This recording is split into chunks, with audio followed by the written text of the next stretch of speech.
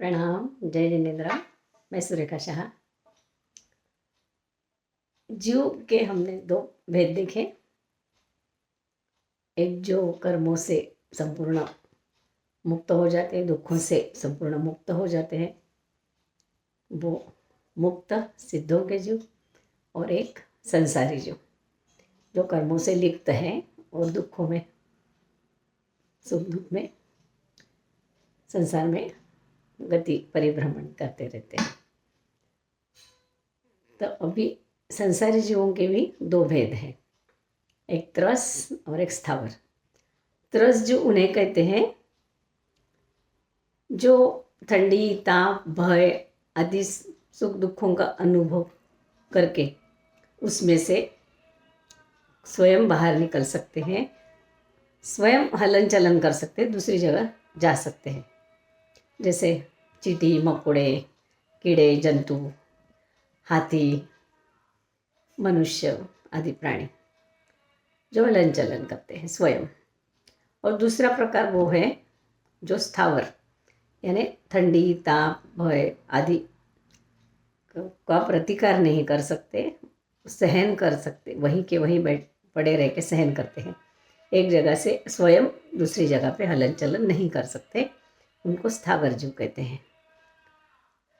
जैसे पानी, पृथ्वी, मिट्टी, वनस्पति आदि। ये स्थावर जीव जो है वो पृथ्वी का है, अप का है, तेव का है, वाव का है और वनस्पति का है। ये पांचों एक इंद्रिय वाले रहते हैं, उन्हें सिर्फ स्किन, चमड़ी रहती है। और त्रस जीव जो रहते हैं वो बे इंद्रिय से लेकर पंच इंद्रिय तक के त्रस जीव रहते हैं। अभी ये स्थावर जीव में जीव है ये कैसे पता चलता है? कोई उसको जीव मानते ही नहीं। परंतु जैसे मनुष्य मादक द्रव्यों का सेवन करने से मूर्छित अवस्था में हो जाते हैं, बेहोश जैसे हो जाते हैं, उन्हें कुछ भान नहीं रहता, वैसे ही ये जीव जो स्थावर जीव हैं वो मूर्छित अवस्था में पड़े रहे हैं।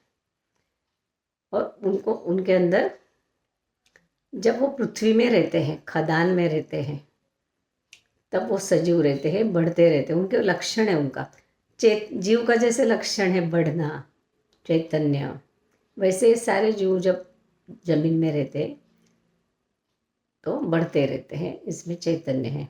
अब पृथ्वी काय में कौन से जीव आते हैं? तो सभी प्रकार की मिट्टी, पत्थर, रेत, सभी प्रकार के धातु, सोना, चांदी आदि सभी प्रकार के धातु, सभी प्रकार के रत्न, मणि, माणिक, पांचों प्रकार के अभ्रक, तुरटी, नमक, ये सारे पृथ्वी काय में आते हैं। अब ये कट्ठण होते हुए भी उनमें जीव कैसे हैं? कोई बोलता है, कहना है किसी का तो नहीं। उसका देखो, हमारे अंदर भी जो हड्डियाँ है कड़क है, पर उसमें भी जान है। हमारे नाखून कड़क है, फिर भी उसमें जान है। पशुओं के सींग कड़क है, फिर भी उनके अंदर जान है। इसलिए पृथ्वी काय में भी जान हो सकती है। अब इन जीवों को हमारे जीवन में बहुत महत्व है, इस स्थावर जीवों का। अगर एक रोटी भी खानी है हमें तो पांचों स्थावर जीव हमें जीवों की हम हिंसा करते हैं। और उनको कैसे बचाया जाए ये जानने के लिए हमको ये जीव विचार, इसका अभ्यास करना, विशेष अभ्यास करना बहुत ज़रूरी है। तभी हम इन जीव राशि की, यानी जीवों के समूह का हम रक्षा कर सकेंगे, बचाव कर सकेंगे।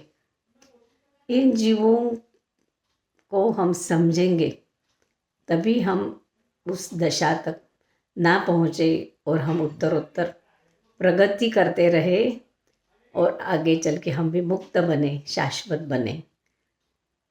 यही हम सब प्रार्थना प्रभु के सामने करें। और इसीलिए जीव दया को जानना, जीव विचार करना बहुत ज़रूरी है।